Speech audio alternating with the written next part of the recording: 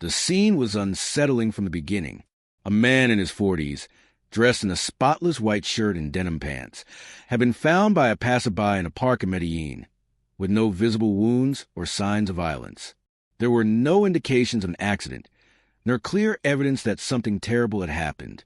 At first glance, it seemed as if he had simply fallen asleep there, or perhaps as if fatigue had unexpectedly overcome him. However, something about the position of the body caught my attention right away. It was not what I expected. The way his hands rested, the direction he was looking, the slight turn of his neck. Something didn't fit, like a puzzle with misplaced piece. That initial unease was the seed of the entire investigation that unfolded over the following hours. I began by paying attention to every detail, reconsidering every simple hypothesis, and discarding any premature conclusions. I examined the surroundings. There were no disordered objects. The clothes were impeccable. There were no bloodstains, no signs of struggle or scuffle. But my experience told me that what is obvious is not always the truth in a forensic case. The body, the scene, everything seemed too clean to be a natural incident. That was when I approached to meticulously examine the man's clothing. Right on the edge of the pant leg at the hem, I saw something almost imperceptible, a small speck of dust, different from the sandy ground of the park, a fine grayish dust that did not belong to the natural surroundings near his body. That tiny particle made me hold my breath for a moment. It was not a detailed overlook, and although it seemed insignificant, it told me far more than any wound because it indicated that there was more there than the scene showed. I requested that the body be taken to the laboratory, where controlled temperature and lighting would allow me to perform a more rigorous analysis. During those hours, while repeatedly reviewing the scene in my mind, I recalled similar cases where the smallest details solved complex mysteries. This feeling of being on the verge of a discovery kept me alert, even when fatigue threatened to take over. The dust I found was carefully separated and analyzed under the microscope. To my surprise, it was not ordinary dust. It appeared to be a highly specialized residue with tiny metallic particles, something I did not expect to see in a public park, and very likely not in that city either. This led me to consider very specific sources of that material, and therefore to question whether the man had been somewhere that, at least on the surface, the rest of us were unaware of. The investigation then began to take an unexpected turn. Support was requested from experts in industrial materials, and after comparing samples, they discovered that the dust corresponded to a type of alloy commonly used in the manufacture of high-precision electronic components, especially associated with military and cutting-edge technological equipment. The notion that this seemingly ordinary man had contact with that type of material made the case much more complex. I wasn't dealing with an accidental or natural death, but rather doors were opening to much deeper and darker questions. It was necessary to discover what this man had done to come into contact with that particular dust, and, above all, what was related to that contact. While reviewing the man's belongings, I found his identity card and some photocopies, but nothing that revealed work in technological industries or restricted areas. This complicated the mystery even more. If he had no visible direct connection, how had he come into contact with that material? I then decided to investigate his movements in the last 48 hours and requested police collaboration to analyze security cameras near the park and other strategic points in the city. That was when the next reality check came. The videos showed that the man had been followed by several individuals on motorcycles, something that was not mentioned at first. These recordings showed that not only was there something strange, but his life had been in danger long before he was found lifeless. What seemed to be a routine finding had transformed into a possible criminal plot, with layers we were only beginning to unravel. It was in this context that I focused on one last detail, one that nobody else seemed to have noticed at the scene. The position of his right hand, right near the pocket. When I carefully moved the pant fabric, I found something wrapped in aluminum foil very well hidden. It was a small USB drive. That memory became the most valuable key to understanding what had happened. It held the hope of concrete answers. Upon connecting the device, encrypted information was found, strange communications, and documents that confirmed something incredible. This seemingly ordinary man had been part of a clandestine system leaking confidential information about high-tech and national security projects. This discovery stirred the waters in a case that appeared simple, revealing a much more dangerous and organized network. I now understood that what looked like a natural or accidental death was actually a cover-up, a well-planned murder to silence someone who had seen too much. The dust on his clothes, the surveillance, the impressive information on the USB drive. Everything fit into a plot of industrial and political espionage that is rarely addressed publicly. Each advancement in the investigation made it clearer that I was facing one of the most delicate and risky moments of my career. That night, when the laboratory was almost closed and I was reviewing the collected data one last time, I felt overwhelmed by a mixture of adrenaline and responsibility. I knew that small detail in the body's position, the dust on the clothing, and the hidden memory had saved the truth from being buried forever. But I also knew that the knowledge I had uncovered put me in the crosshairs of forces that would prefer absolute silence. It was a moment to reflect, to understand that being a forensic expert is not only about discovering how someone died, but about unraveling the hidden story that death tells, often far more dangerous and complicated than any other profession. What I learned from this case is that the truth is not always in the obvious or visible. Often it lies in what almost no one observes, in small details or patient listening that allow us to hear what the surface tries to hide. And although the path to reach that truth can be slow, full of doubts and risks, it is this very process that allows us to achieve answers that can change everything. That day, I understood that a simple change in the position of the body, a strange dust on the fabric, or an insignificant object can make the difference between a closed case and an exposed conspiracy. Since then, every time I face a body or a scene, I know that behind the apparent calm may lie invisible storms.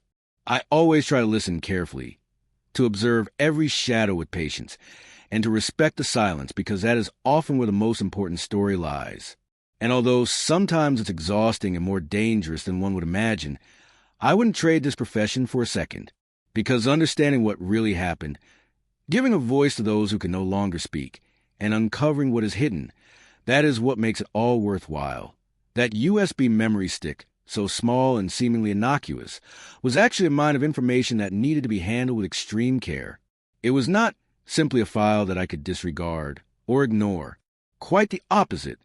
There, in that tiny hinge of metal and plastic, lay the true reason behind all that intrigue. I relied on my experience and the increasing caution I felt, because I knew that any misstep could not only lose the chance to reveal the truth, but also put my own safety at risk. The encrypted information had been a challenge from the start. It was not a simple digital lock. It was a barrier someone had purposely placed there to protect secrets at all costs.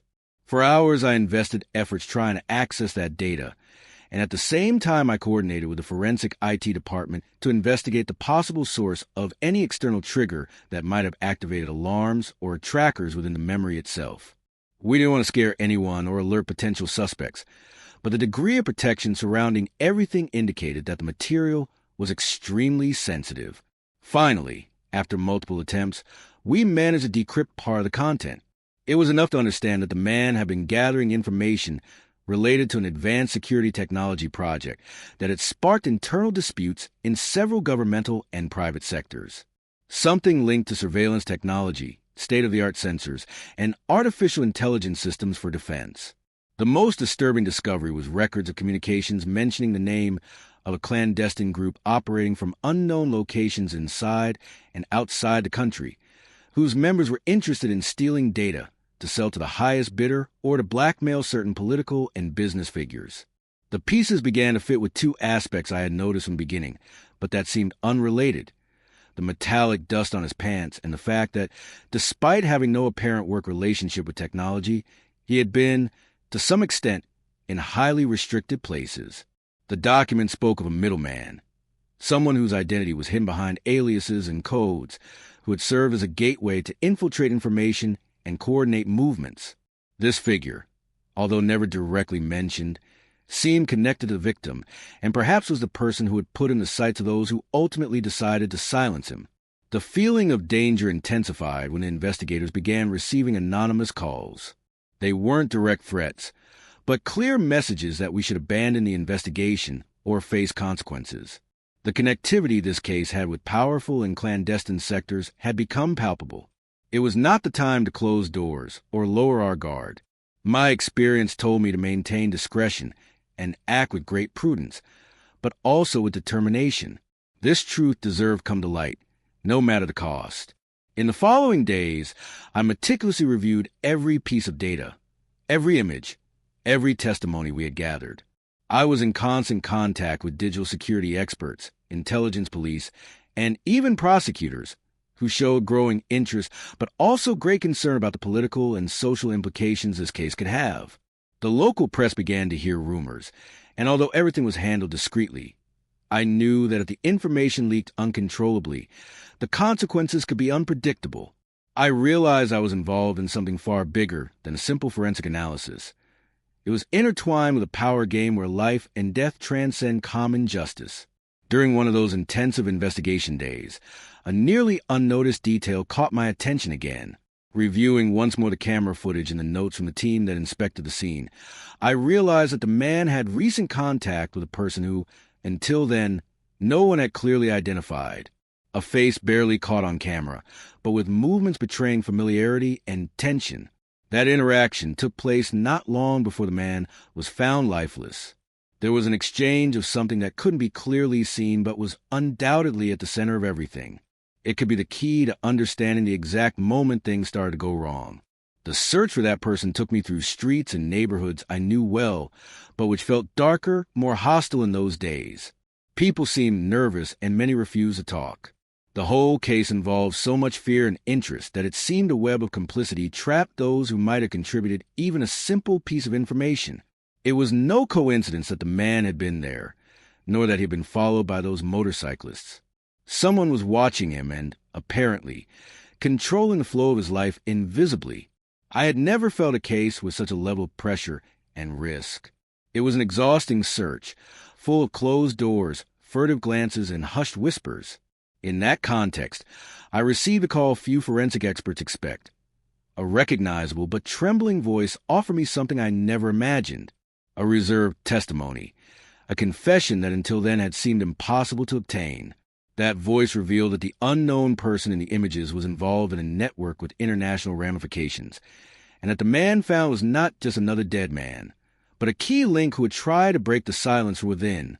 The complexity and weight of that statement momentarily eclipsed my own fears. As I prepared to formally record that statement, I understood that there was no turning back. The man's death had unleashed a chain of events bigger than a simple autopsy or a common police investigation. There was visible a web where information, power, and violence intertwined distressingly. The small metallic dust on his white pants, which had gone unnoticed by others, became for me the evidence that ignited the spark of an entire blaze. Amid all this whirlwind, something fundamental stayed with me. Those details that seemed minimal, like the slight turn of a neck or a speck of dust, did not exist by chance. They were clues placed by fate, silent messages that could only be deciphered with patience and truth. That man's death could not be a story forgotten or buried in oblivion. Many forces tried to keep the veil, but also many who, like me, believe justice demands that the truth prevails, no matter how painful and heavy it may be. Months later, when the case began to take a clearer path, I sat alone in the lab, reviewing once again every detail and record. I thought about the man's family, his serene face, and the life cut short by interests he should never have known. I remembered the responsibility we bore as forensic experts and as human beings. Beyond bodies, analyses, and science, there's a need to give voice to those who can no longer tell their story. And that responsibility is heavy, sometimes dangerous, but absolutely necessary. From then on, every investigation for me ceased to be just a technical search. It became a personal crusade to listen to the faintest whisper, to pursue the most hidden truth, and to respect the miracle of each life that passes through our hands. Because when a body shows no wounds, no clear signs, it doesn't mean the story lacks secrets. On the contrary, it is there in that silence where the enigmas lie that can change everything. And that, without a doubt, was the deepest lesson my most incredible case taught me, the one that began with a small change in body's position and a dust that no one else knew how to read. To this day, when I remember that scene, I feel that I will never forget what it taught me, that the search for truth is a path filled with shadows and light, where patience is a lantern that illuminates the invisible and sensitivity of the ear that allows, in silence, to hear the voice of those no longer here. It is not just a profession. It is a commitment to humanity, to justice, and to the memory that every suggestion of the body and every discovered detail can reveal. And although the story doesn't always end as one would like, it is always worth going to the end, because in that search lies the very essence of being a forensic expert and, ultimately, of being human. I continue with the statement that trembling voice had entrusted to me, and little by little the tangled thread began to unravel before my eyes, revealing a picture much darker and more complicated than I had ever imagined. That man had not only had access to classified information, but had also tried to contact various informants within that clandestine network, intending to make public a series of irregularities that implicated sectors of power with economic and political interests. It was as if, either unwillingly or perhaps with great courage, he had become a danger to several invisible factions fighting for control of those secrets. The weight of his recent steps became tangible with every new piece of information we obtained.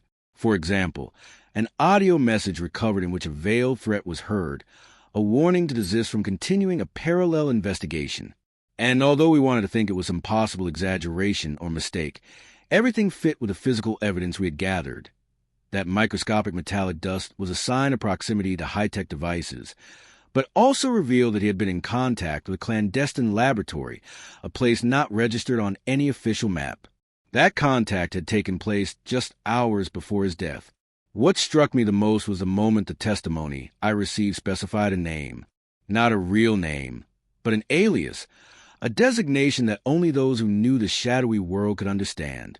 That person, whom we will call the Lynx, was the one who had served as a link between the victim and the network, that coded intermediary in the hidden documents of a USB memory. The Lynx had a presence in several countries and had managed to weave a network of espionage and leaks that functioned as invisible arms, undermining from within the strongest power structures. Understanding the magnitude of this made me feel vulnerable, but also more determined than ever. I knew that to find answers I had to search for the Lynx. But how do you look for someone no one has seen and who always seemed one step ahead? The answer came in the most unexpected form. A small encrypted message inside one of the files, contained in a barely comprehensible language, a code that seemed, at first glance, gibberish, but that hid precise coordinates. With the help of the IT team, we decoded those coordinates, which pointed us to a specific point in the city, a place popularly known but rarely frequented by outsiders, an old factory on the outskirts of Medellin, closed years ago and abandoned in plain sight, but which had actually been converted into an operations center for legal and secret activities. We organized a small surveillance and, with the help of specialized police, managed to enter without raising suspicions. What we saw inside that factory was like entering another world. Active computer terminals, papers with notes in multiple languages, screens showing maps and real-time movement references. Everything indicated that the leaks were orchestrated there, and that the Lynx had not only remote control, but also direct supervision. I gave the order to inform the prosecutor's office immediately, but I also decided to take a more personal route. I had to make contact with this individual, understand his motives and connections with the victim from within, not just rely on data and suppositions. The tension was palpable because we were dealing with people who did not hesitate to use any means to silence those who confronted them. I was informed that the operation was becoming too obvious, that they could locate us faster than we imagined. One night, while reviewing collected files, I received an anonymous notification. It was a direct message to my mobile with little text but much weight. Stop this madness or you'll be next. That warning did not intimidate me. On the contrary, it confirmed what I already knew. I was too close to a truth many wanted to hide. I shared it with my closest colleagues, and we strengthened security measures, but it also increased my conviction to keep going. The next day, however, an unexpected turn changed the course of the investigation. An informant who identified himself as a repentant member of the network managed to contact me under the condition of anonymity. He presented names, places, and specific projects linked to the espionage and extortion network, but also warned us of a plan underway to leave the country with crucial data. That revelation accelerated the timing. We had to act quickly to protect the information and the people involved. Amid that sea of data and testimonies, a truth emerged strongly. The man we found in the park was not the victim of an impulsive or improvised act, but a precisely planned operation intended to eliminate him not only physically, but to erase any trace that could lead to those responsible. His death was at the center of a conflict between advanced technology and hidden power, where the strings move on a scale much larger than our team. But not everything was bleak. In the midst of that tangle, we discovered signs of hope. Some documents, often encrypted many times, included plans to publicly expose clandestine networks, even with audiovisual and digital evidence. The victim had trusted people who shared his desire for truth and justice. It was thanks to that silent group that the information was preserved, hoping that someone like us would unravel the mystery. The problem, of course, was finding that meeting point between the public and the secret without endangering everyone who wanted to support us. In that search, I understood that forensic work was not only about analyzing remains, but about being a bridge between the facts the body reveals and the complete story worth telling. The violence of that man, his apparent final silence, transformed into voices recorded in our minds, into coded messages in every trace that, with patience, I learned to read. For weeks, I continued the cross-checking of every document, comparing testimonies, evaluating evidence, reconstructing scenarios. The feeling of being on the verge of discovery that could change not only the course of the case, but also the power structure in the city accompanied me day and night. I had gone from being an expert in autopsies to a detective of complex realities, a task as fascinating as exhausting. I especially remember the night we managed to intercept a shipment of documents extracted from the closed factory. It was guarded by the police, but among them was a specific report detailing plans to eliminate internal threats and methods to maintain control through misinformation and fear. Reading that document was like opening a door to a system that attacked not only lives, but the integrity of the social fabric itself. There I understood that the death I had investigated was only the visible tip of a macabre iceberg. The most chilling thing was discovering that the powers at play used technologies that we, at the forensic level, were barely beginning to understand.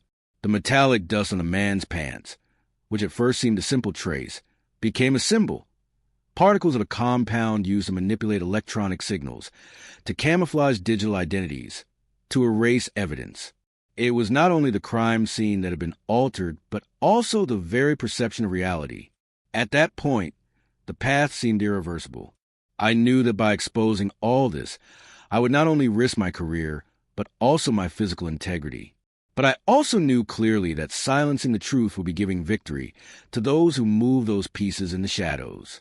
The colleagues supporting the investigation were worth as much as every piece of data found, and together we understood that the case had transcended traditional forensics to enter the realms of strategy and ethics. We were aware that cameras and microphones were not the only things that network watched. External pressures began to manifest. Abruptly canceled meetings, institutional doors that had once been open now closed without explanation. We felt the invisible presence of eyes and ears at every step, a constant reminder that those who control this machinery would not give up easily. But the truth, I thought, is not a fire that can be extinguished without leaving a mark. There were moments when I wondered if I was doing the right thing, if the line separating duty from risk was not becoming too blurred. But then I remembered the victim's gaze, the lifeless body that taught me that even the smallest detail can change everything, and I understood that it was bigger than one man or one day. It was the infinite struggle for justice among voices that want to be heard, even if that means challenging imposed silence. The last day I visited the laboratory, before submitting a preliminary report to the authorities, I felt a mix of exhaustion and clarity. I had also discovered that the lynx was not a man, but a link, a role that could pass from one hand to another, a strategy to protect the true leaders behind that clandestine network. If we captured one, another would emerge to continue the operation. It was a living, organized, brutal network, but also with vulnerable points. Then I understood that justice would not be achieved with a single autopsy, a single identification, or a single report. It would be a long path, where every small advance would be a battle won, and that battle, although difficult, could not be abandoned. It was then that the metallic dust on a pair of white pants became the symbol of that struggle, the tiny but definitive spark that made me realize that the work of forensic expert transcends death to embrace truth in all its complexity. The experience marked me forever, not only professionally but humanly. It taught me that patience and attention to detail are the best allies when silence seems absolute, that every body has something to tell, even if its voice is diluted in uncertainty, that in the most unexpected corner, there can be a hidden message waiting to be discovered by someone who knows how to look beyond, and that sometimes truth comes from those least expected, with a confession that sounds like a warning but ends up being hope. Today, almost as a legacy I carry with me, I know that in every case I work on, I must remember that story, not only to find answers about death, but to honor the lives we seek to understand, protect, and dignify, because behind every analysis, behind every scene invisible to the common eye, there's a network of stories, of wounds that go beyond the physical. And although that path is dangerous, uncertain, and often lonely, it is the only way I know to keep justice and memory alive. So, as I close this narration, I tell you who listen that death is never just an end. It is also the beginning of a quest, a challenge to those of us willing to hear the whisper of the invisible and a fight, so that the smallest secret is not forgotten. Because, after all, being a forensic expert is much more than science. It is the tireless defense of truth amidst the shadows we have all once feared to face. Night had taken over Medellin when I returned to my office, that small bubble of light where I hoped to unravel, without haste but without pause, all the secrets that man had left behind. I knew that every detail, no matter how insignificant it seemed, could be the key to opening doors that no one else dared to touch. At that moment, as I reviewed the intercepted messages and recovered files again, a strange mix of anxiety and certainty overwhelmed me. The investigation had changed my perception of urban reality. That city I knew so well now seemed like a chessboard where the pieces moved in a silent and dangerous game. As the days passed, the pressure became an oppressive silence.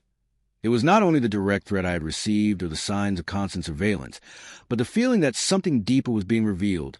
Something involving not just corruption or power, but the very essence of city's social fabric. I began to notice patterns in the data that, at first, had seemed disconnected. Movements in bank accounts, changes in official documents, files hidden within other files.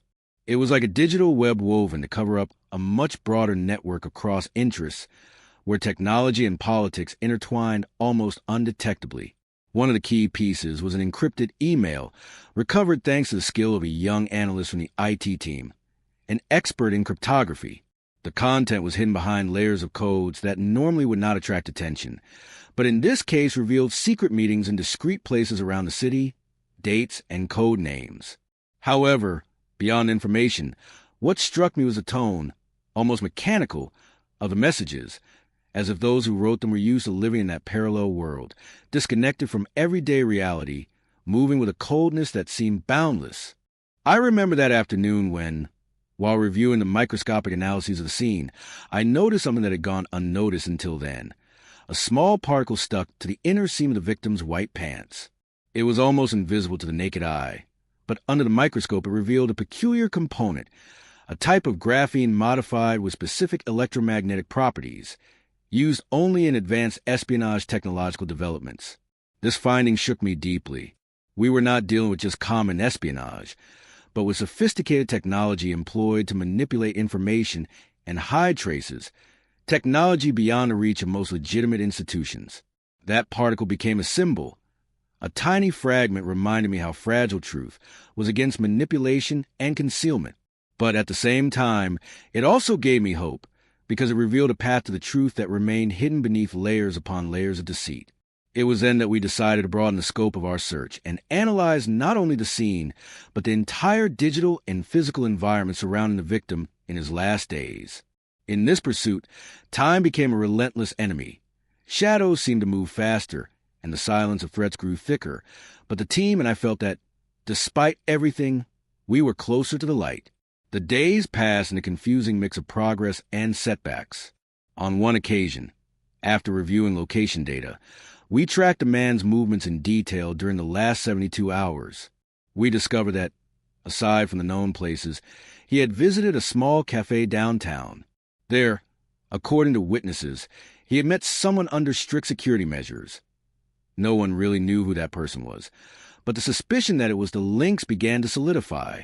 I wanted to verify more, but that place disappeared from usual circuits shortly after, as if it had never existed. I began to understand that this network not only operated in the shadows, but was capable of erasing itself from the map with a blood-chilling efficiency. It was in this context that an unexpected twist broke the tenuous balance we had built. An anonymous online leak, spread through an untraceable channel, surfaced with evidence linking high government officials to the clandestine network we had been uncovering. The material was conclusive, but also dangerous. The leak put powerful sectors in the eye of the storm and opened a window for those who wanted to cleanse these corrupt structures. But at the same time, it reignited a covert war where the lives of informants, witnesses, and even us as investigators were at stake. The impact was immediate. Security collapsed, not only physically but in terms of trust. We began receiving warnings that some of our documents had been tampered with. Paranoia became real when one of the team's laptops was remotely locked, with a message that simply said, "We know what you're doing." It was not an empty threat. The precision of the attack indicated deep knowledge of our movements and methods. From that moment on, every meeting, every exchange of information, became a risky operation, and collaboration had to take place under conditions where discretion was as vital as the evidence itself.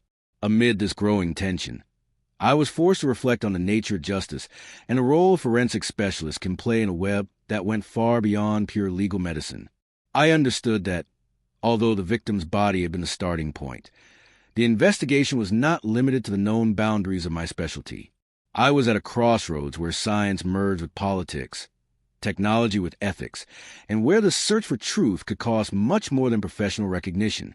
It was hostile ground that demanded intelligence, patience, and above all, unwavering conviction.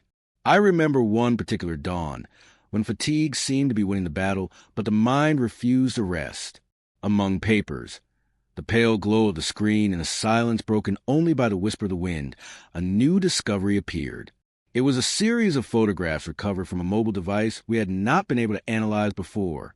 In them, the victim appeared alongside several people in an apparently ordinary place, but upon close observation revealed hidden details, tags, symbols, even gestures that were codes for those who knew the language of that covert network. It was a brutal reminder that every everyday scene can hide a parallel world as real as it is dangerous. The scale of the conspiracy was beginning to take tangible form, a dimension that included not only economic and political interests, but also mercenaries and undetectable agents capable of infiltrating institutions, media, and even families. The weight of that network was felt in the air, on the streets, in the evasive glance of some people close to us. At that point, I realized that we were not only fighting an invisible enemy, but a system designed to perpetuate itself through fear and misinformation. For that reason, every step we took forward was accompanied by extreme caution. Team meetings were scattered, contacts multiplied, and language became coded beyond the digital world. The work environment became a silent battlefield, and learning to detect warning signs was as crucial as knowing how to interpret an autopsy. I discovered that attention to detail, something natural in my profession, was also a shield against uncertainty and danger. I could not afford to miss a single sign, a single clue. In that process, an unexpected ally emerged, an independent journalist who, after learning some fragments of our investigation, decided to collaborate to shed light on that dark web of lies and betrayals. Her courage and network of contacts expanded our possibilities, though also increased the risks for everyone. The bond we built was based on mutual trust and a common commitment to expose the truth regardless of the consequences. It was an alliance that taught me how much greater justice is when working through collaboration and transparency, even if that transparency hurts. One night, while sharing information, I received an almost cryptic message from her. "I found something that changes the game, but we must be quick." From that moment, I knew we were on the threshold of discovery that could tear down the invisible walls protecting the culprits. The acceleration was immediate. We organized a strategy to document, protect, and disseminate the information that network had tried to hide from its foundation. But also, with every step we took, The feeling of being in hostile territory intensified, and danger lurked around every corner. What we found in those days redefined my understanding of forensic work. Beyond the clues in the body, beyond tangible evidence, the truth was a moving entity hidden in human interaction, in small decisions, omissions, and in the courage of those who dare to face imposed silence. We discovered that the victim had been gradually reconstructing that truth, relying on codes and scattered messages as if preparing a puzzle for those who would come after. It was a legacy of resistance in a world that seemed surrendered to fear. And although the darkness was dense, every piece gathered, every connection confirmed brought us closer to a horizon of light. I knew I could not lower my guard, that the fight was just beginning, but also that I would never be alone. Finally, I understood that a forensic specialist's work is also an act of faith, in science, in justice, and in humanity's capacity to recognize and confront shadows, no matter how big and complex they seem. That night, as I closed the last documents and looked at the distant lights of Medellin, I felt a strange serenity mixed with the certainty that every step taken, no matter how small, had made the path to the truth less opaque. Because amid so much darkness, I understood that death is only a beginning, an invitation to be witnesses and guardians of what must never be forgotten. And that truth, I learned forever, is the greatest legacy we can leave. It was evident that we were facing a multifaceted enemy, capable of anticipating moves and hiding its traces with skill that bordered on artistic. But just when the pressure seemed close to breaking us, a clue emerged that gave us back hope. The journalist, after days of investigation and risk, managed to establish contact with an internal source within the clandestine network, someone who had grown tired of silence and decided to deliver a key piece of the puzzle.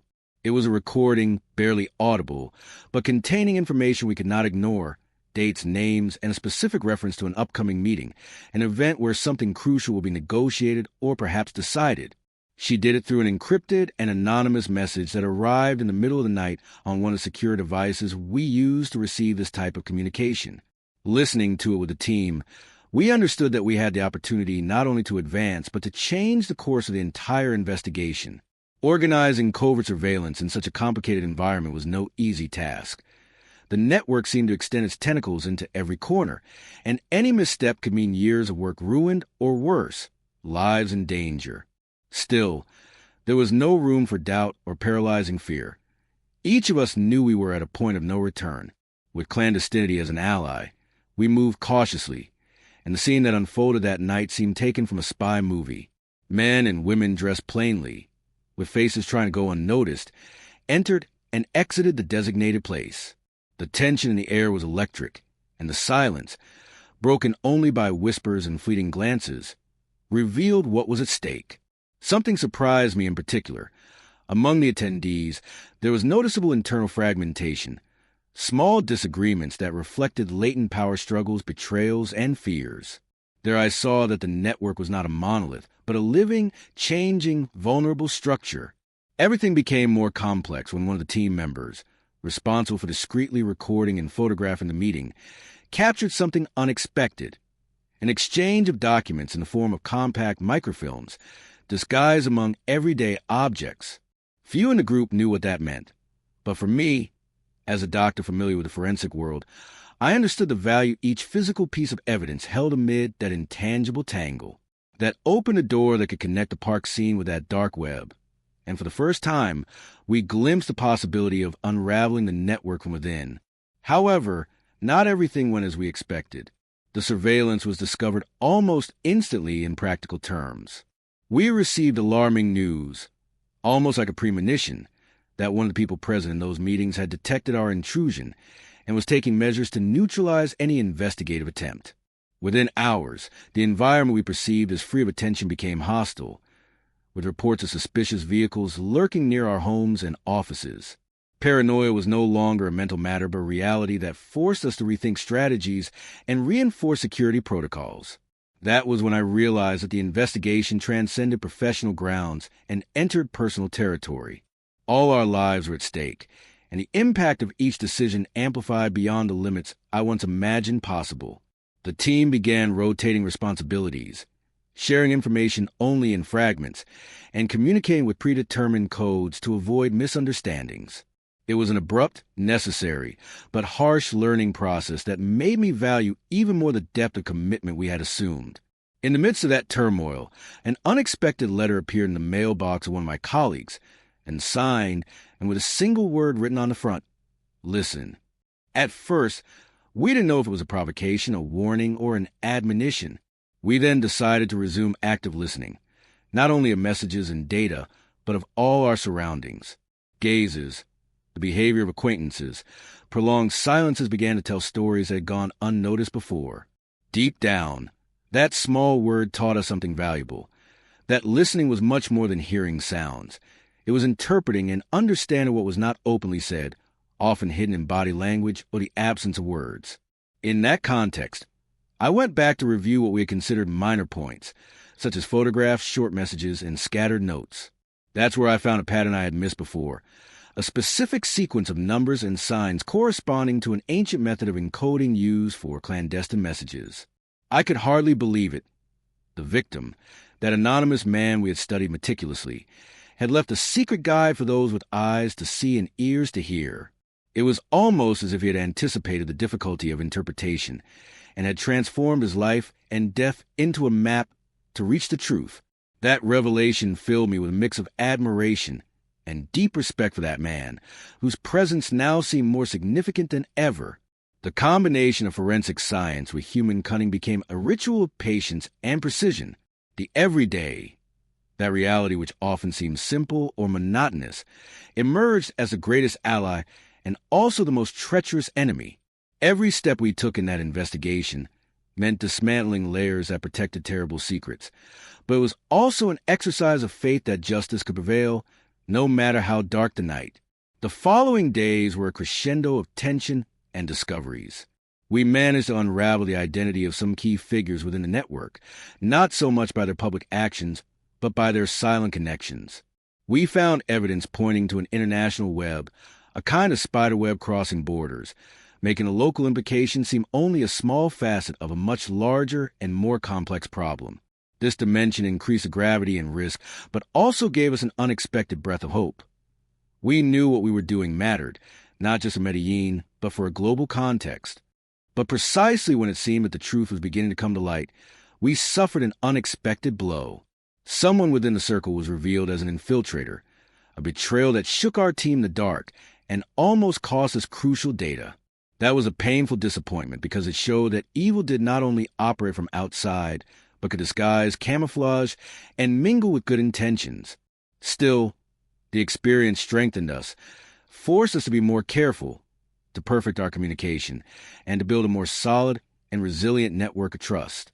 Above all, I understood that the justice we sought was neither simple nor straightforward, but a path full of shadows where light was earned through constant effort, and that very difficulty gave it meaning and value. We were neither heroes nor martyrs, but ordinary people determined not to surrender to fear and indifference. The forgotten legacy the victim left behind was, ultimately, a call to remain vigilant, to interpret the world beyond what is visible, and to accept that the search for truth is an exercise demanding, above all, infinite patience. And as the sun rose after another night of work and reflection, I felt a strange calm that came from knowing that no matter what came next, that story that had begun with an apparently insignificant detail, a microscopic particle, had transformed into the testimony of a much greater struggle. I also realized that that struggle was just beginning, and that the real challenge would be to keep the flame of truth alive in a world willing to extinguish it quietly. But this time, certainty was stronger than fear. As long as there is someone willing to seek, listen, and understand, darkness will always have a limit, and justice, though slow, will come to shine. What came next was a delicate dance between patience and urgency, that kind of tension felt in the chest, where aligning oneself with another's timing becomes almost an act of faith. For days, our team immersed itself in the thorough reading of every document, every fragment we managed to recover, trying to piece together a puzzle that seemed to dissolve at every step. But curiously, it was the victim who became our best ally. That silent man who could no longer speak to us with words, did so through the clues hidden in his clothing, in the smallest details others would have overlooked. That minutiae that struck me from the start began to demand attention with an almost magnetic force. I remember it was a very meticulous and almost obsessive search. Our lab became a sanctuary of analysis, where every garment, every fiber, every particle became a silent but essential testimony. It was in that deep analysis that I discovered something that broke all the frameworks we had up to that moment, an almost imperceptible mark, nearly secret, revealed only under a certain type of ultraviolet light. It was no mere stain or mistake. It was an almost archaic code, a symbol that few could recognize, but which held tremendous meaning for those who used it as a sign of identity. The excitement of discovering that was impossible to hide, that was the door we had been unknowingly seeking. The connection between that symbol and the clandestine network began to take on a life of its own. The information we had was no longer an isolated collection of facts, but started weaving a network of relationships, intentions, and motivations. We were facing something much bigger and more dangerous than a simple local conspiracy. It was an organized and sophisticated structure, using ancient methods to remain hidden in a hyper-connected world, a paradox that struck me as almost poetic. We were, ultimately, part of a duel where intelligence and history confronted each other through signs seemingly drawn from tales of another era. But the nature of that discovery posed an almost immense challenge: how to convey that information without falling into the traps of those watching us. It was then that the team realized the game had changed radically. It was no longer just about investigation. We were involved in a battle for survival of truth itself. Clandestinity became our refuge and our boundary, and every step we took had to be marked by near surgical precision. We could not afford mistakes, not even small ones, because we knew those wishing to silence everything we uncovered were adept enough to exploit any slip. One early morning, when the noise of the world seemed to fade, I received a cryptic message, wrapped in metaphors and allusions, an almost ghostly invitation to unveil the next clue. I could not contain my curiosity, although I also knew the risk. In those moments, it became crystal clear that the work of forensic specialist is not limited to the death of the body. It expands to the death of hidden truths, to revealing the invisible within a network that spans from the macroscopic to the most minute. The piece of microfilm we had seen, the symbol on the victim's clothes, and a recording that reached us, all these elements began intertwining in a much more intricate and complex story. We then had to seek out old contacts, people who years before had been close to that murky world, but had now stepped back, though not completely out. That search was an exercise in extreme delicacy, almost like walking on fragile ground that could break at any moment. The conversations were cautious. The questions measured every word, and the answers always came layered. I recognized in that process the human fragility that transcends fear. There was also that tacit hope that this story would be resolved to reclaim something lost, a justice slipping through the cracks of time. But the hardest blows soon arrived. We understood that our investigation had not only been detected, but that those spying on us were willing to use all their machinery to stop us.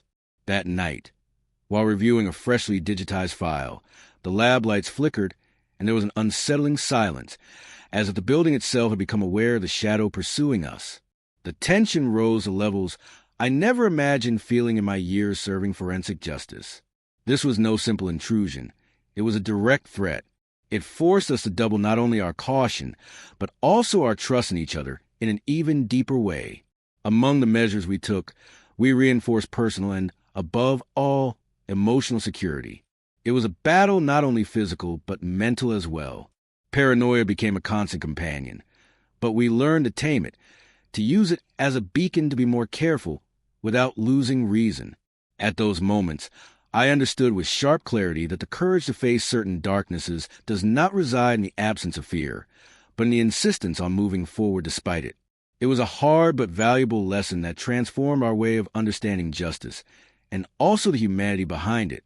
The following weeks passed like a slow ritual composed of stealthy surveillance, tireless analyses, and coded communication.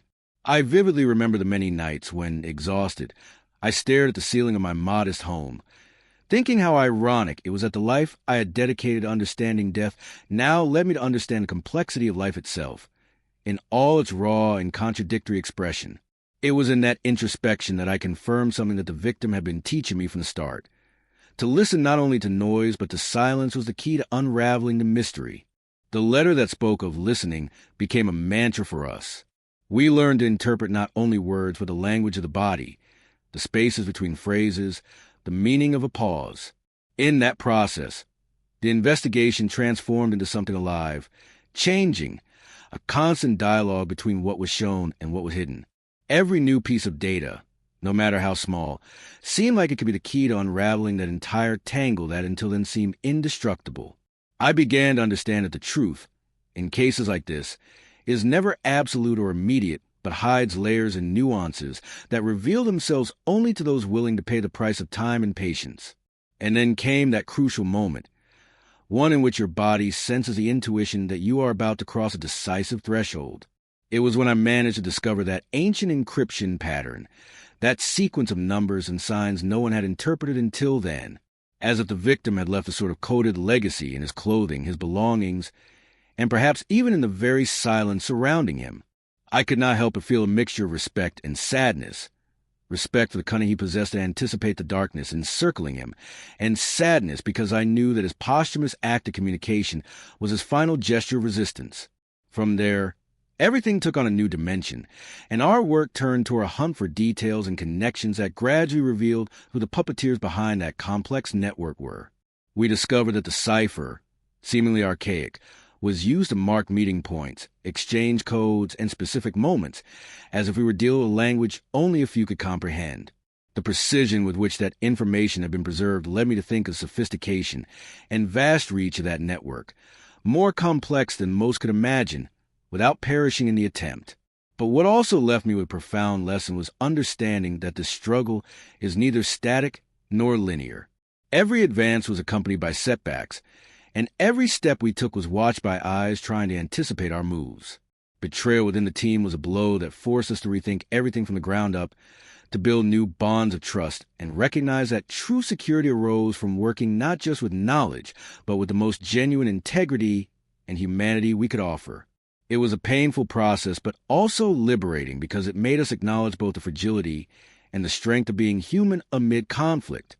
During those long, exhausting days, reaching nearly the limit of our strength, I became aware that we were part of something much greater and more transcendent than a simple forensic case.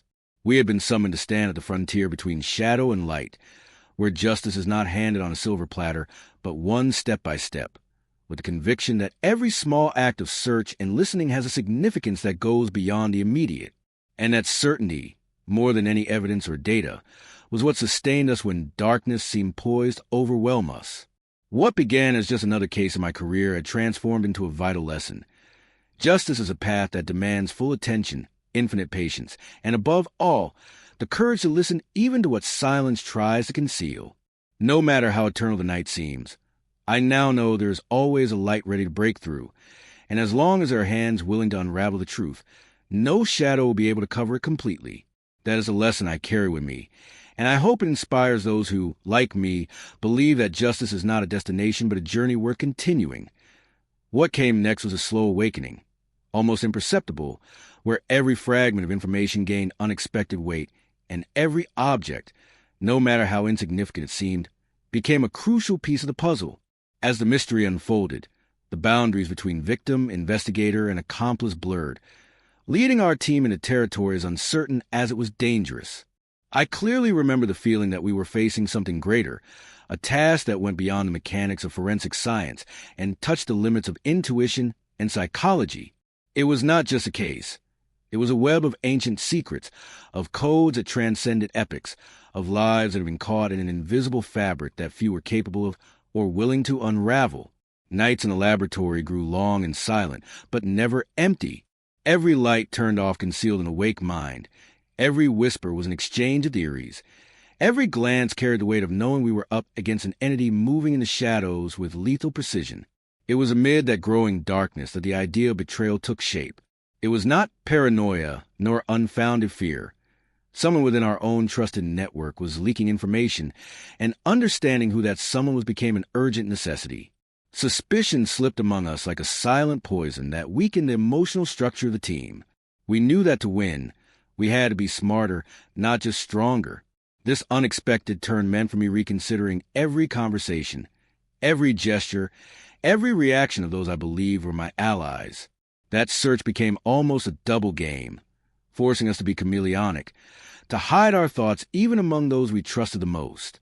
It was quickly learned that in situations like these, transparency can be a double-edged sword. The most ironic thing is that betrayal strengthened us.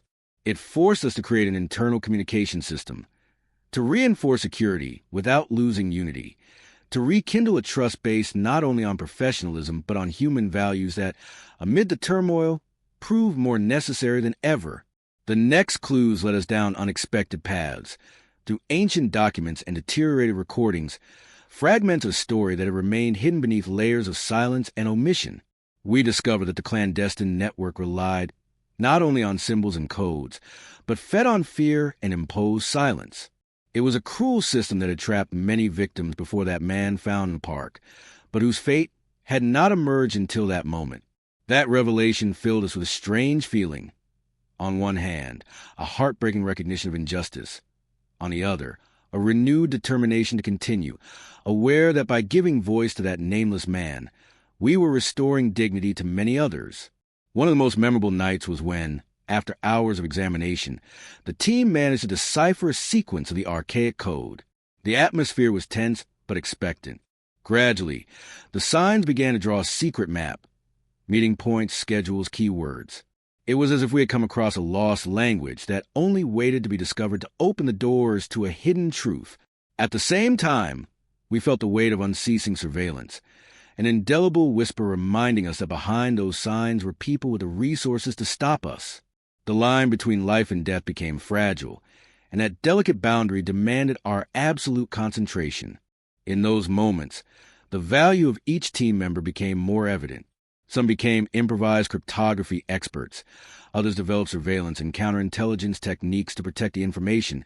And I, with decades of experience, took on the role of linking all that knowledge, connecting the pieces, so the truth could emerge clearly.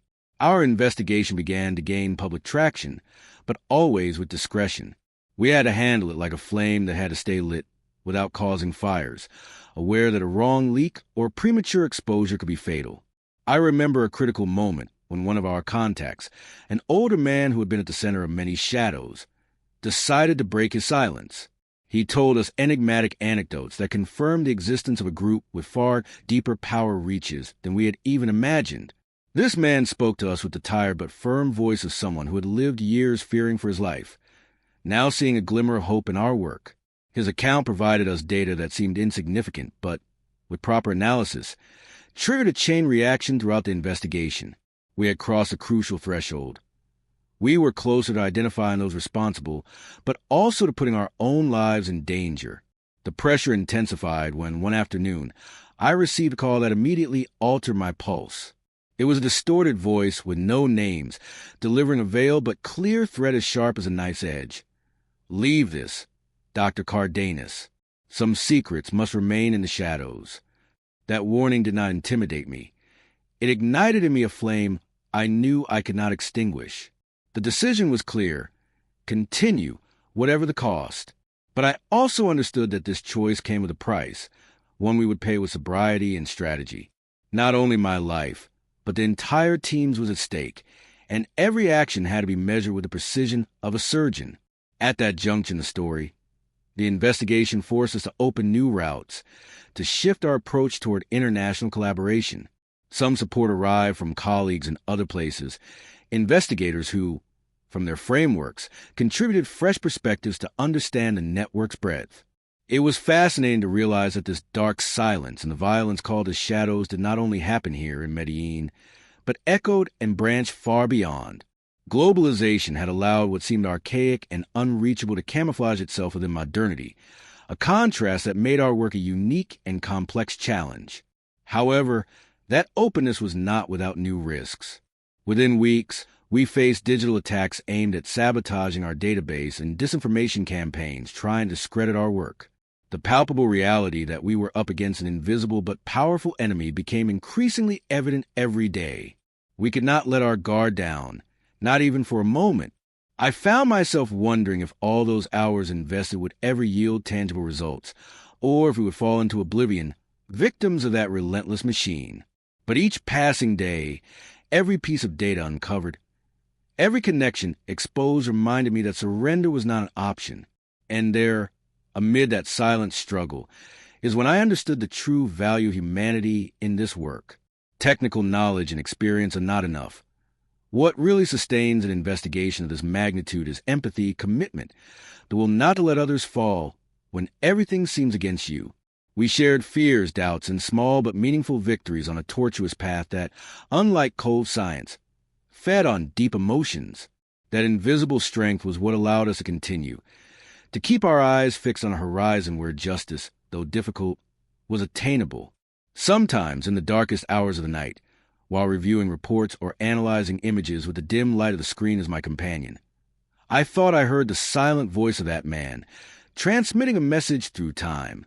His last resistance, his final act of strength, was reflected in every detail discovered, in every secret revealed.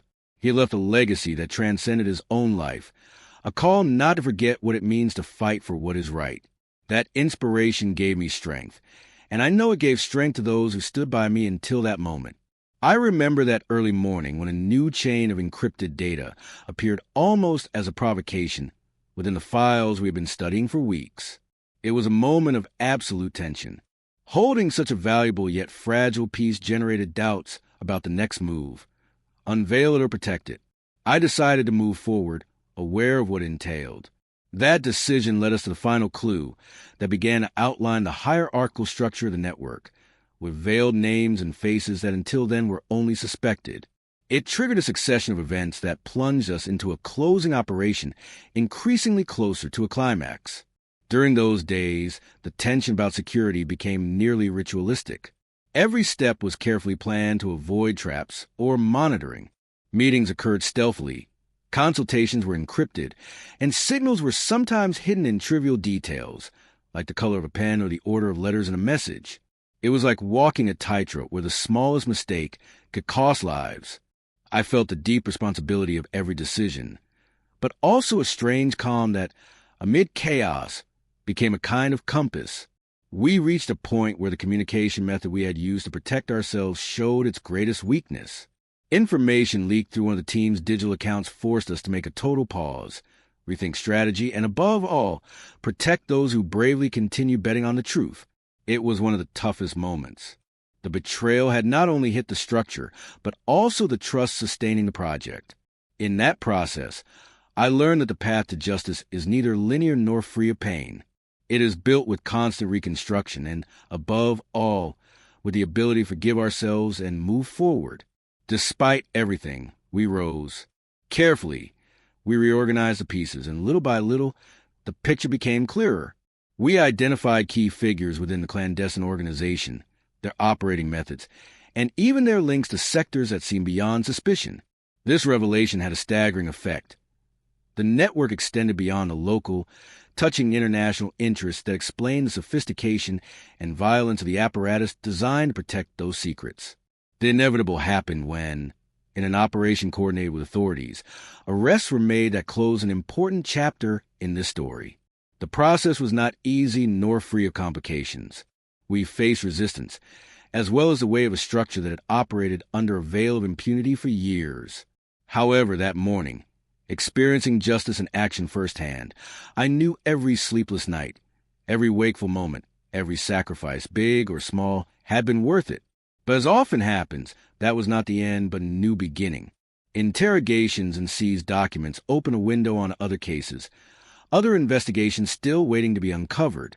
I then had to read from another perspective, that of a story that seemed endless, full of shadows needing the light of truth.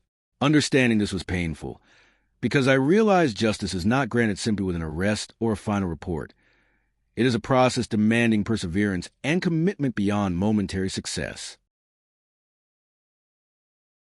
Now, weeks later, calm has returned to our surroundings, but the feeling that the story continues to lie latent remains a constant whisper. As I share this experience with you, I know these lessons have marked me forever. The victim who at the start seemed a voiceless body ultimately granted us the ability to hear what was hidden, to understand that truth is sometimes coded in the invisible, in silences, in signs requiring patience to decode. That is the magic and the harshness of our work. knowing that justice hides more questions than answers, and yet we must be there to seek them tirelessly. I am convinced that every case, every person who studies death to give voice to truth, carries with him the responsibility to look beyond the obvious, to listen not only to noise but to silence, and to find in that space the strength to act with humanity. Because in the end, more than evidence or techniques, what truly sustains justice is a capacity to be human in the most difficult moment, and not to lose hope that, although the shadow may seem eternal, light always finds a crack to sneak through.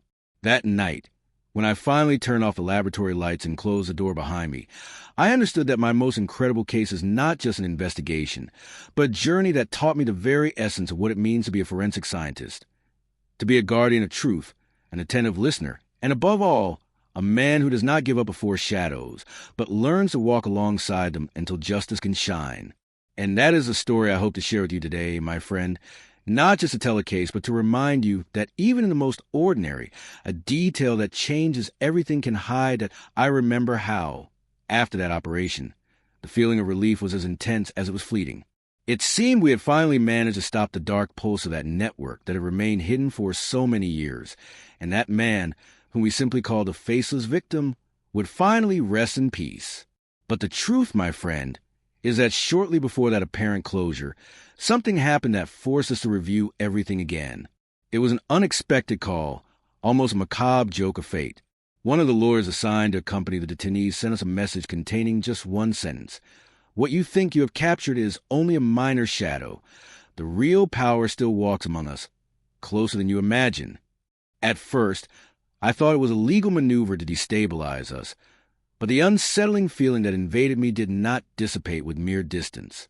Something in those words cut deep, because we knew that behind those names and faces there was a much more complex web, a network that challenged even our best analytical capacity. I didn't let that message stop us, but it did put us on guard. We returned to the files, with a different perspective, looking for patterns we might have overlooked in the rush of the moment.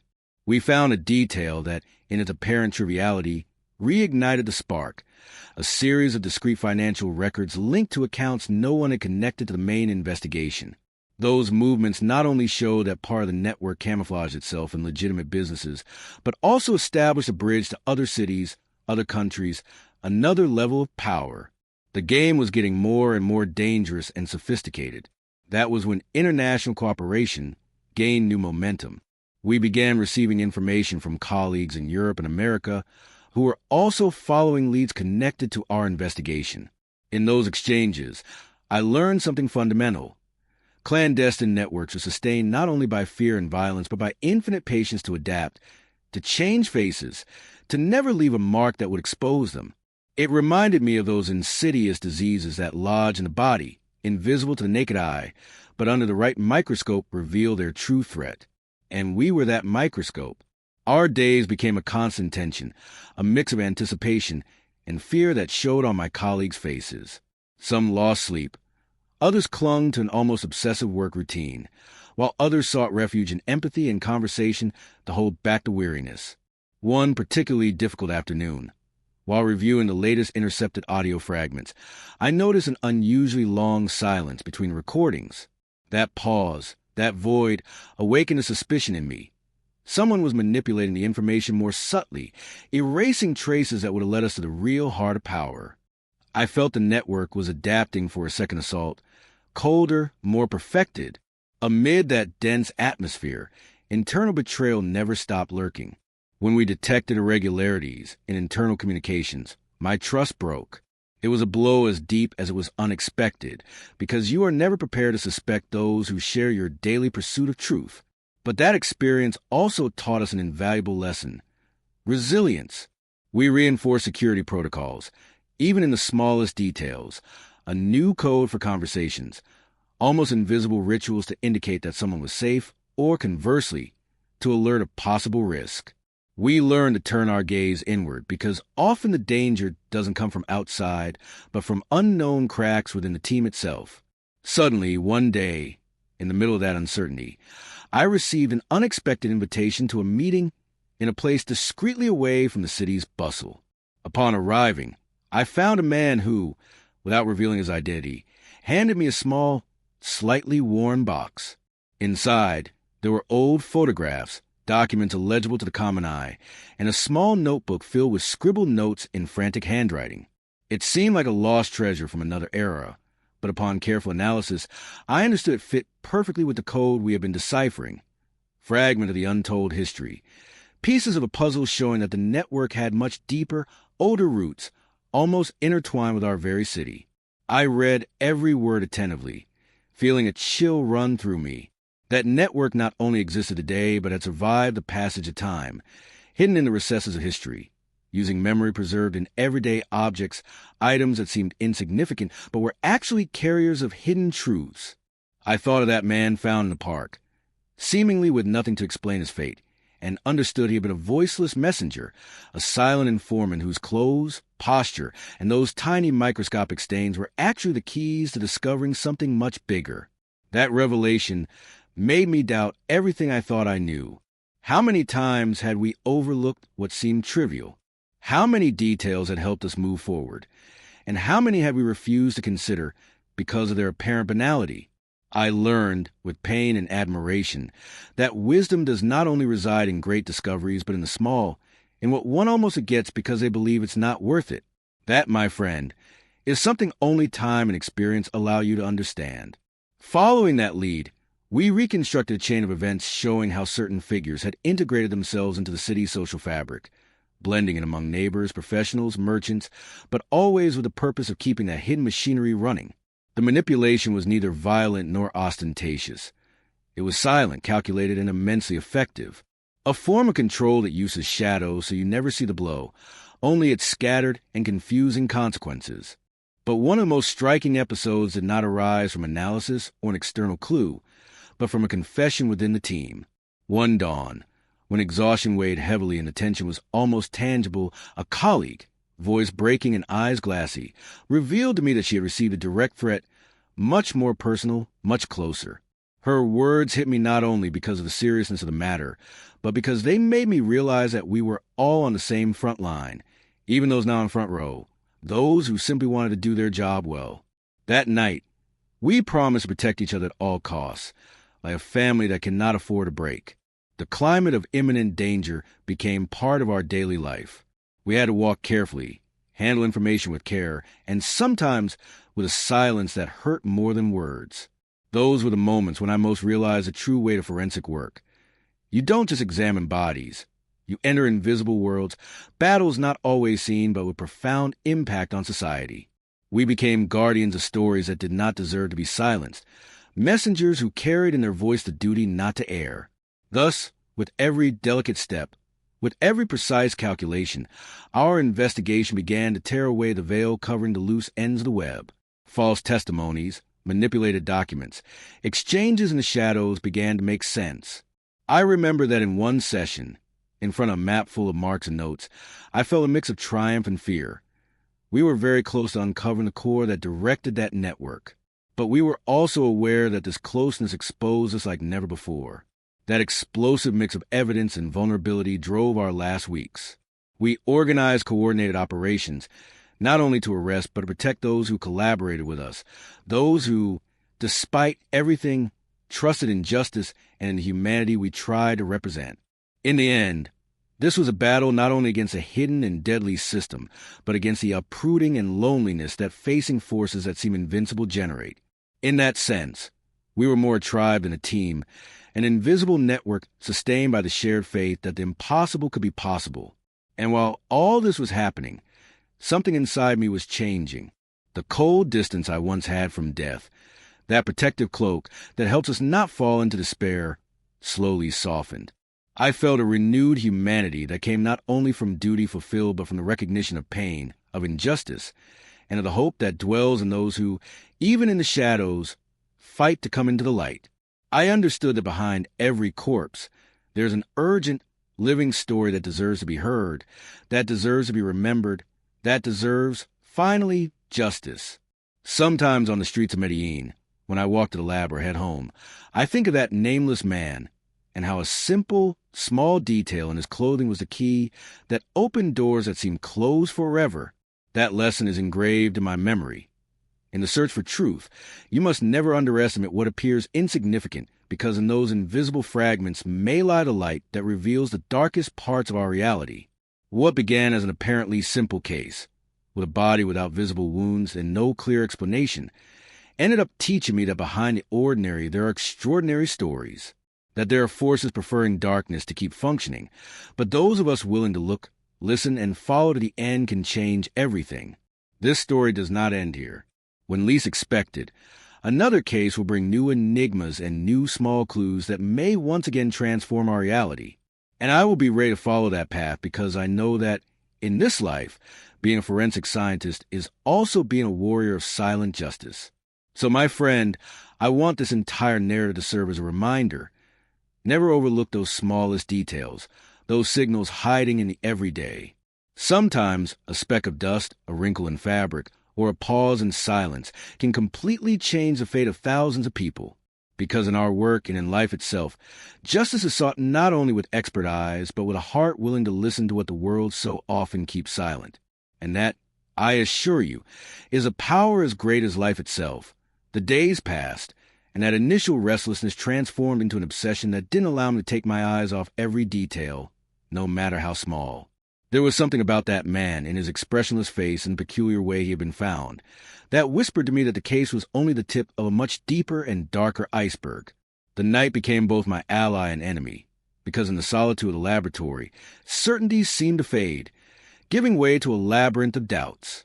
I remember one night, while examining the photographs of his clothes under the magnifying glass, I noticed a slight alteration on the jacket's label.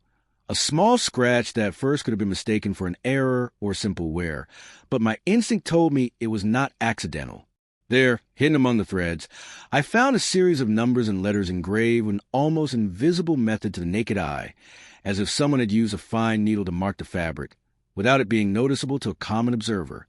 That inscription looked like a code, and after days of consulting cryptography experts and minimal collaboration with intelligence agents, we managed to decipher it. It was a series of coordinates, geographical points on the outskirts of Medellin, which led me to think that that man's message was perhaps more literal than symbolic. The clothes were not just evidence, but a map, a clue intentionally left for those who knew how to interpret its clandestine language. Reaching those places was not easy. At first, we faced resistance in the terrain, reluctant informants, and the constant fear that prevailed in the area. But there, amid an almost forgotten land, we found fresh signs of activity. Small campfires, faint footprints, and objects that didn't seem to belong to mere passers-by. There was a network of almost camouflaged shelters, improvised but effective in hiding not only people but information. It was in one of those hideouts that we came across something that once again changed the course of the investigation. A notebook that seemed to belong to one of the higher operatives of that network, with names, dates, transfers, and destinations, but also with personal notes, almost intimate confessions of man who seemed to live under the weight of constant fear. From that notebook emerged an unexpected figure, someone influential, with the power to pull strings far beyond the city, who kept their activities hidden even from the direct members of the network. That rekindled the palpable fear in the team, because we knew we were now dealing not only with common criminals, but with a plot where the lines between legality and illegality dangerously blurred. In the following days, the meetings were long and tense. Some proposed stopping, saying we were facing something too big, but others insisted on moving forward. The word engraved on all our skin was truth, even if that truth was a double-edged sword. I found myself, then, facing a dilemma I never thought I'd experience in these years. I had to decide how far we were willing to go and how high a price we were prepared to pay to discover what many prefer to keep hidden. Amid that dilemma, a new lead came to my hands. A digital file sent anonymously, with documents and recordings confirming high-level political and economic connections. The gravity was such that silence took over the room when we played them. Words veiled promises, threats, and orders encapsulated in coded language that nevertheless did not hide their malice nor their intention to perpetuate a system fed by impunity. But just when we thought we had the network tangled at our will, the shadows took another step forward. A couple of unexpected evils began to seep in. First, sabotage in a laboratory compromised part of our most delicate analyses, damaged equipment, contaminated samples, lost data. The sense of vulnerability became tangible, and although we reinforced security, that silent blow reminded us that we were being watched under constant surveillance. Simultaneously, intimidation attempts increased. Messages, calls without sender, small unexpected visits that proved to be veiled warnings. Tension within the team grew, but so did our conviction. We knew we were too close to give up. Amid that dark scenario, an unexpected collaboration arose. A woman, a name known in the academic world, contacted me through an old mutual acquaintance, a forensic science researcher specializing in biological traces. She offered her help perform an in-depth analysis of the microscopic stains found on the man's clothing. Her approach was meticulous and revealing. Through advanced techniques, she identified chemical compounds unrelated to usual environmental contamination, but linked to residues used in certain clandestine practices, connected to engines and the manufacture of homemade explosives. This led us to think that the man had not only been a figurative messenger, but also a physical link between different operations, someone who carried ingredients and messages in ways we had not initially considered. The connections began to appear more clearly. The network not only operated by traditionally hiding its members and activities, but also made use of tangible, changing methods, where even the human body itself was a vehicle to transport clues invisible to the naked eye. That revelation made me rethink the role of the forensic expert not just as a body examiner, but as a decoder of deep messages, until now unknown or underestimated. That man, ultimately, was a fundamental link, not only for what he had suffered, but for what he carried with him, both in his clothing and on his skin, and in the silent story his body told. And although many might think that this knowledge already gave us an advantage, the truth was that it only opened a new battlefield. The enemy, knowing it had been discovered, began to play by new rules, changing tactics, infiltrating more deeply into spaces where we thought we had control. At that point, we faced an uncomfortable truth. We were a drop of light in an ocean of darkness. But we also understood that this drop could be a beacon if we maintained the clarity and patience required. Forensic work, which to many might seem cold and disconnected from emotions, became for us an exercise in perseverance, strategic empathy, and indefinite commitment. A battle not won by force, but by the surgical precision of knowledge and the confidence that every small revealed truth made the structure that until then seemed impenetrable a little more fragile. I particularly remember one early morning, after an exhausting day, when I sat to watch the city from the laboratory window. Medellin, with its distant lights and muted bustle, seemed unaware of the internal storm we were facing. And then I knew that this whole process was much more than an investigation. It was a call to be present, not to allow apathy or fear to take control. It was to understand that, to do justice, we first had to realize that no truth, no matter how small or uncomfortable, should be ignored or buried. From that night on, we dedicated ourselves to even more detailed and careful work. Every analysis, every review of evidence, every conversation with informants was a fundamental piece of the huge puzzle. No detail was left to chance or momentary laziness. And although fatigue sometimes bent our bodies and wills, the conviction that we were unraveling something much bigger kept us strong. I won't lie to you, my friend. It was not an easy path. There was fear, there were mistakes, and also moments when doubt broke our spirit. But there were also shared laughs amid the chaos, knowing looks, and the certainty that, despite the adversities, we were in the right place at the right time, fulfilling a duty that belonged not only to the law but to humanity. And so, while the city slept in silence was barely broken by solitary footsteps, we moved stealthily and determined, aware that every small advance was a huge victory. Because, in the end, what really matters is that, in this seemingly invisible process, someone is listening, someone is safeguarding the memory of those who can no longer speak, and someone is fighting so that darkness is not the eternal refuge of injustice. This, my friend, is what I learned in that case, that no matter how deep the shadow is, nor how many layers of silence and fear protect it, there is always a thread, a signal, a whisper hidden waiting to be heard, and that, with patience, perseverance, and an attentive heart, can change everything. Fatigue was becoming our faithful companion more and more, but something in the atmosphere, in the dense air that night, pushed our desire to keep digging until the last hidden truth. Every small discovery, no matter how insignificant it seemed, was like a seed. We knew that sooner or later, that seed would sprout into something that would shake the very roots of the fabric we were uncovering. However, prudence was essential. Everything moved on slippery ground, where one wrong step could mean closing doors that would never open again, or worse, endangering the integrity of those of us committed to this cause. I clearly remember the night when, after reviewing once again the notebook found in that remote shelter, I noticed a different note, written in a more hurried, almost trembling handwriting. That detail made me stop. It was a reference to a meeting, a specific place and time, that coincided with the day the man was found in the park. In the margin of that page, with ink wrinkled by time, there was a word, trust. This broke with the cold and calculating language of the previous documents. It seemed like a personal message, a subtle cry requested amid the chaos. With this new clue, we decided to conduct discreet surveillance at the indicated site, an old house on the outskirts of the city, surrounded by weeds and with the windows covered by tattered curtains. The team split into small groups to avoid raising suspicion, and I stayed at the last perimeter, watching without missing a detail. It was during those hours of silence, interrupted only by the whisper of the wind and the creaking of branches, when something changed. The unexpected arrival of a black vehicle without visible plates. 2 people got out, whose nervous movements and careful checking of the surroundings confirmed our suspicions that much bigger things were being plotted there. I didn't want to rush action. Patience was key. I remembered then that the smallest pieces could turn the entire puzzle. I kept watch until those 2 people entered the house, and shortly after, a third figure emerged, unrelated to their initial presence.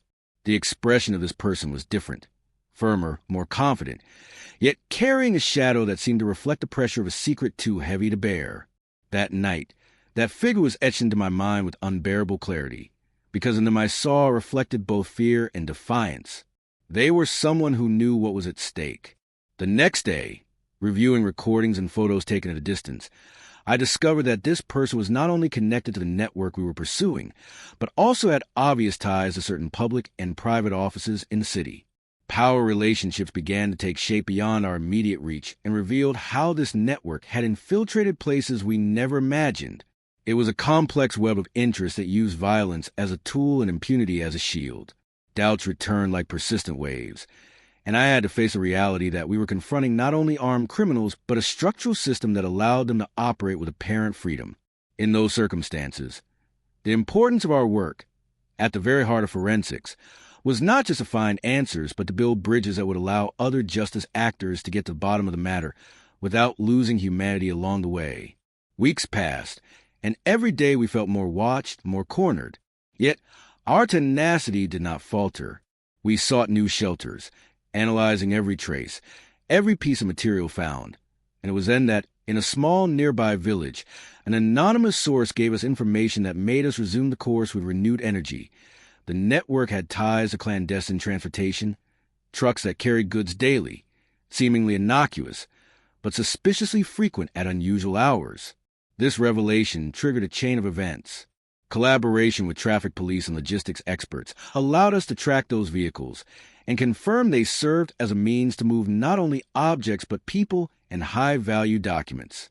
In one of those intercepted vehicles, we found a package with forged documents and a cell phone, which, after careful examination, revealed encrypted messages speaking of next steps and closing circles.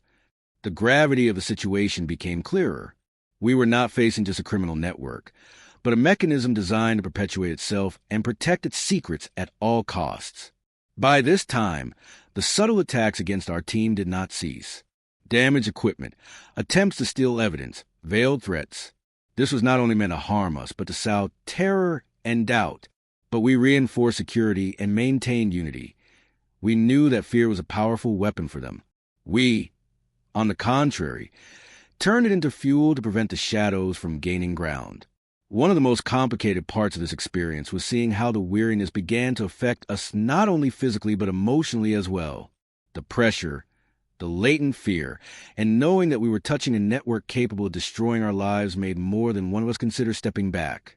But those conversations also emerged where we reminded each other why we were there, why that lifeless body had asked us, without a voice, to delve into their story, to not let injustice and oblivion swallow them.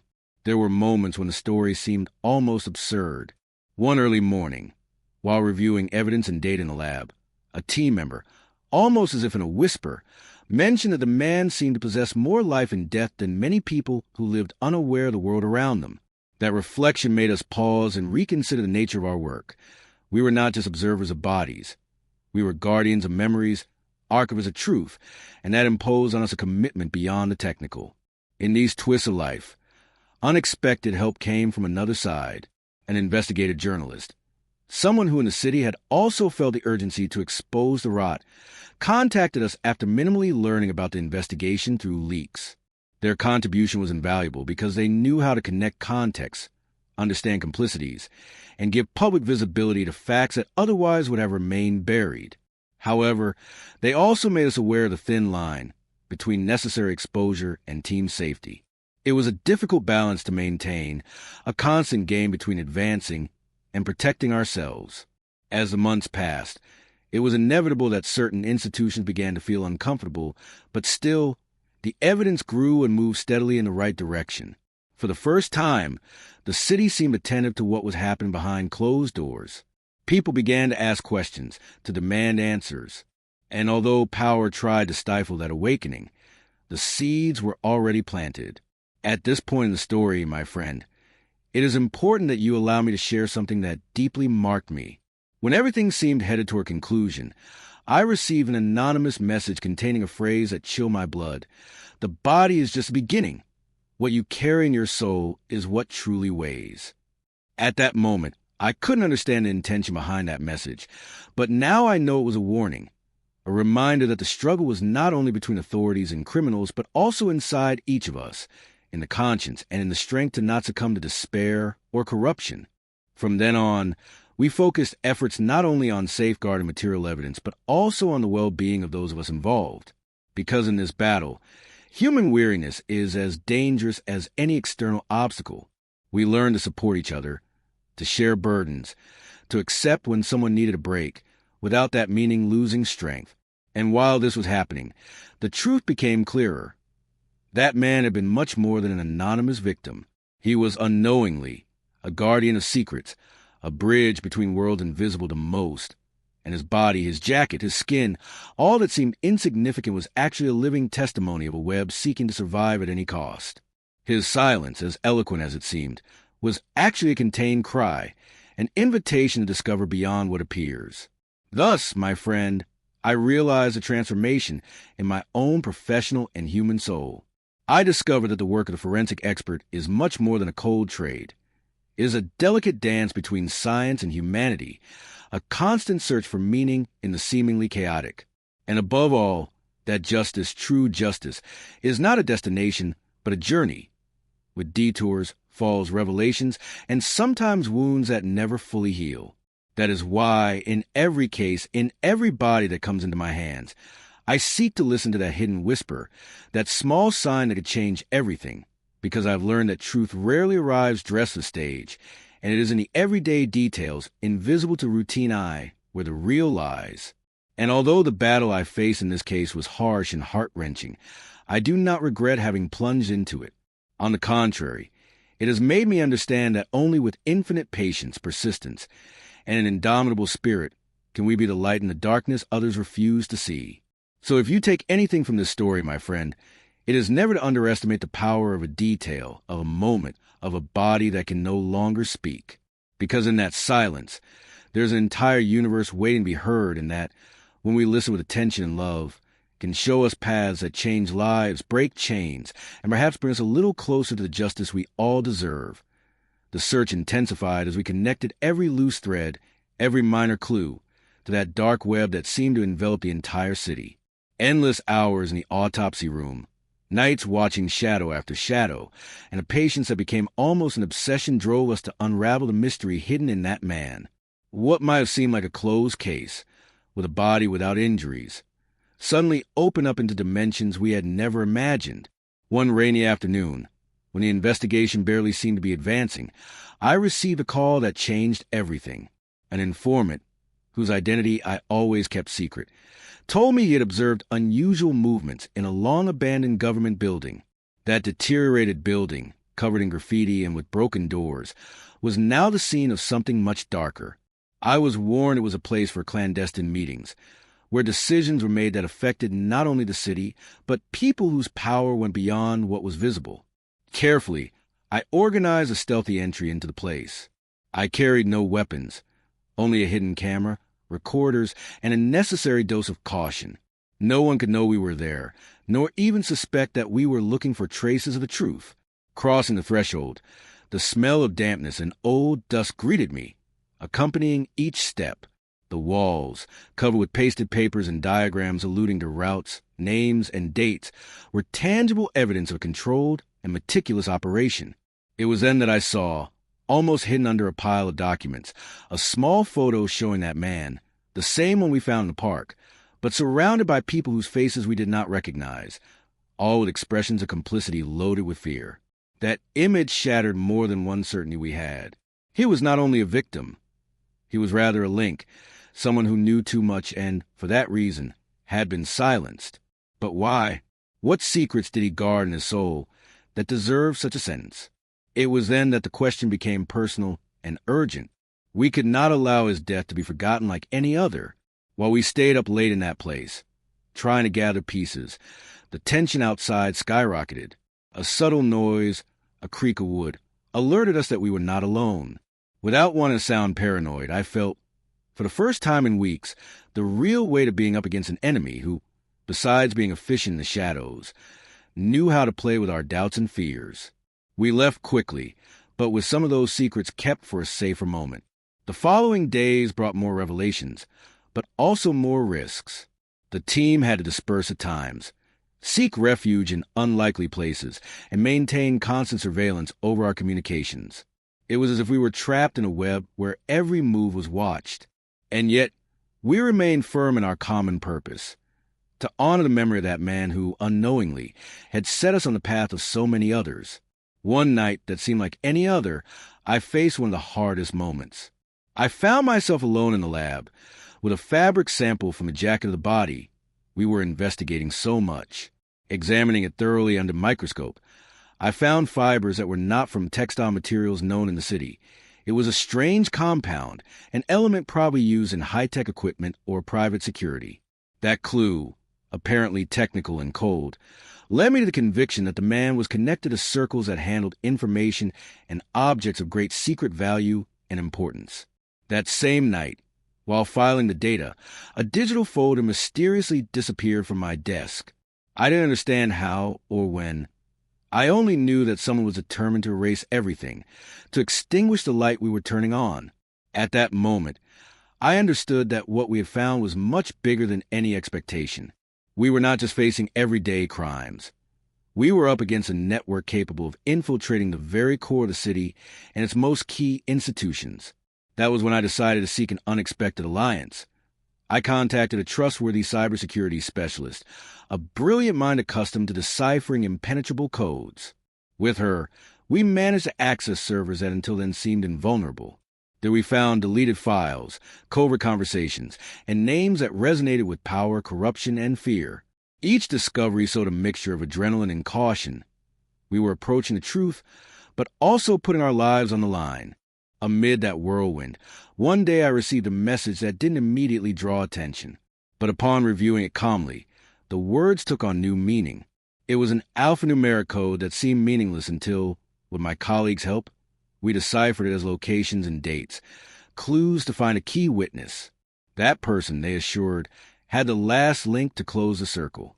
I could not have imagined that this contact would, years later, be fundamental to dismantling the network. Traveling to find him was complicated. The distance was not only geographic, but also emotional and marked by fears. When we finally located him, that witness trembled, but his words were like a torrent of light. He recounted in detail and with bravery how the man from the park had tried to protect many, how his death had been a sacrifice imposed by those who feared the truth. He revealed names, dates, and places that painted a painful but necessary picture. From that point on, everything accelerated. The police began coordinated raids, Intelligence teams blocked routes, and our information supported every move. It was not easy. Throughout the process, each one's strength was tested. There were moments of distrust, covert betrayals, and soul-wrenching decisions. But there was also hope, camaraderie, and the certainty that, finally, justice could create a breach. However, at the close of that chapter, I wanted to return to the park where it all began. Standing in front of the bench where the man had been found lifeless, I tried to hear his silence once more. It was then that I understood that the gamble we made, unknowingly, was about something even bigger. The fight not only against impunity, but for the dignity of every life that crosses our path. For me, that case was not only incredible for its complexity, but because it taught me that justice can be slow and harsh, but it will never be in vain if we face it with truth, patience, and a heart willing to keep the flame burning. No matter how small the clues or how dark the circumstances, there will always be a detail that, if we know how to listen, can change everything. So, my friend, the story does not end with an easy closure or a concluded chapter. On the contrary, it remains open, like those wounds that show human fragility, but also the strength of those who fight for the light. In that silence of the body, in that play of shadows and light, I understood that every life, every story, holds immense power waiting to be discovered, and that sometimes the greatest act of justice is simply not to give up, never to stop searching. Because only when we remain attentive, only when we respect the hidden whisper in the everyday, can we begin to break the invisible chains that bind our societies. That is why I continue to believe in the power of a detail, in the patience of slow and steady step, in the strength of a soul that refuses to be silenced. Because in this imperfect world where I work, where every body is a closed book with 1,000 secrets, the truth is always a mystery that deserves to be heard with respect and care. It is not just about science, but about humanity. And that, dear friend, is a legacy that Silent Man left me. The certainty that in every small gesture, in every silence, there's a universe waiting for us to discover and honor.